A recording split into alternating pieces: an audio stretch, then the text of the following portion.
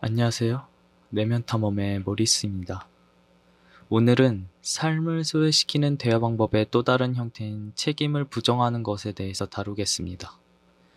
내용은 비폭력 대화 책 개정판 2장 연민을 방해하는 대화 51에서 57페이지를 다룹니다.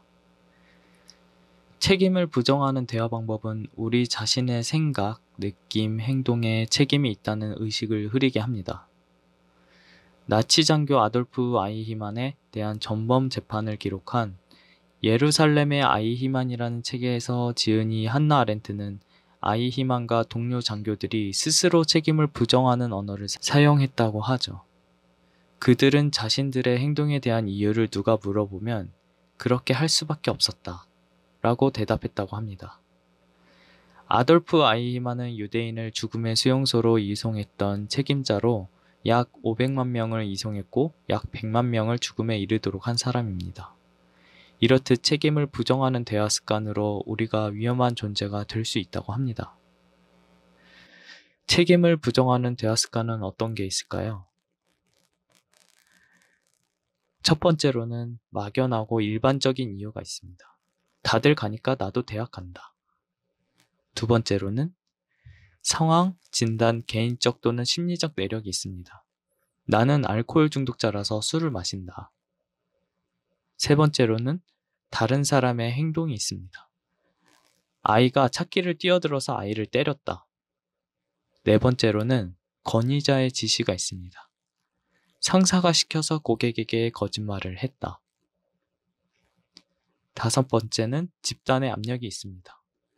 친구들이 모두 담배를 피워서 나도 피우기 시작했다. 여섯 번째로는 내규, 규칙, 규정이 있습니다. 학교 규칙에 따라서 나는 너에게 정학 처분을 내릴 수밖에 없어.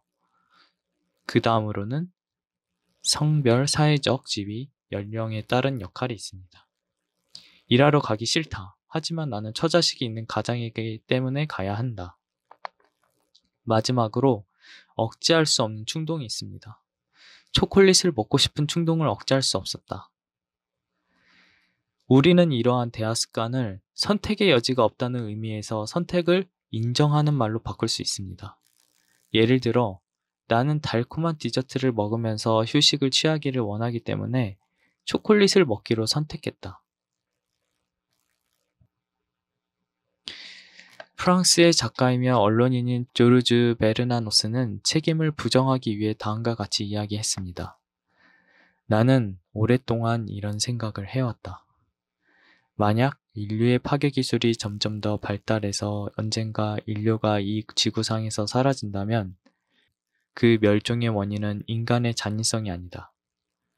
그 잔혹함이 일으킨 분노, 그리고 그 분노가 가져올 보복 때문은 더욱 아니다. 그것은 일반 대중의 온순함과 책임감의 결여, 그리고 모든 부당한 명령에 대한 비굴한 순종 때문이다.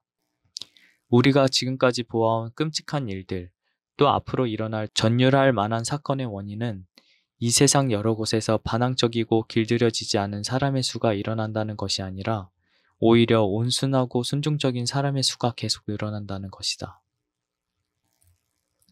그 외에도 삶을 소외시키는 대화 방법은 자신이 원하는 것을 다른 사람에게 강요하는 것이 있습니다. 강요는 요구를 들어주지 않으면 벌이나 비난이 따르리라는 위협을 암시적으로든 직접적으로든 내포하고 있습니다. 강요는 우리 사회에서 가장 빈번하게 나타나는 의사표현 형태인데 특히 힘 있는 지위에 있는 사람들이 많이 쓰는 방법입니다. 당연시하는 생각도 삶을 소외시키는 대화의 한 형태입니다. 그런 행동을 했으니 처벌받아 마땅하다. 이 사고방식은 어떤 식으로 행동하는 사람들을 나쁘다라고 규정하면서 그들의 행동을 뉘우치고 바꿀 수 있도록 처벌을 요구합니다. 그러나 그들이 벌을 피하기 위해서 자신을 바꾸는 것은 또 다른 폭력을 낳을 수 있습니다. 우리 대부분은 자신이 무엇을 느끼고 원하는가를 알아차리기보다는 꼬리표를 붙이고 비교하고 강요하고 판단하는 말을 배우면서 자랐습니다. 삶을 소외시키는 이런 대화 방법은 수백 년 동안 우리에게 영향을 끼쳐온 인간을 보는 어떤 관점에 뿌리를 두고 있습니다. 그것은 우리가 태어나면서부터 사악하고 부족하기 때문에 이를 통제하기 위해서 필요하다는 생각입니다. 그런데 그런 교육은 우리가 경험하는 자연스러운 느낌이나 욕구가 잘못된 것으로 바라보게 하여 우리 내면의 느낌과 욕구를 차단하도록 배웁니다. 이러한 삶을 소외시키는 대화 방법은 위계질서 또는 지배, 피지배 사회구조에서 시작되었고 그 사회구조를 유지하는 역할로 사용되었습니다. 소수 지배자들이 자신의 이익을 위해 대다수 인구를 통제하려면 대중이 노예 같은 사고구조를 가지도록 교육할 필요가 있었죠. 틀렸다나 해야만 한다와 같이 도덕주의적 판단으로 생각하게 하는 언어들은 사람들이 무엇이 옳고 그르고 좋고 나쁜가의 판단 기준을 외부의 권위자에게 구하도록 합니다. 그럼으로써 나의 내면에서 느끼는 진실보다 남이 나를 평가하는 것이 더 중요해지죠.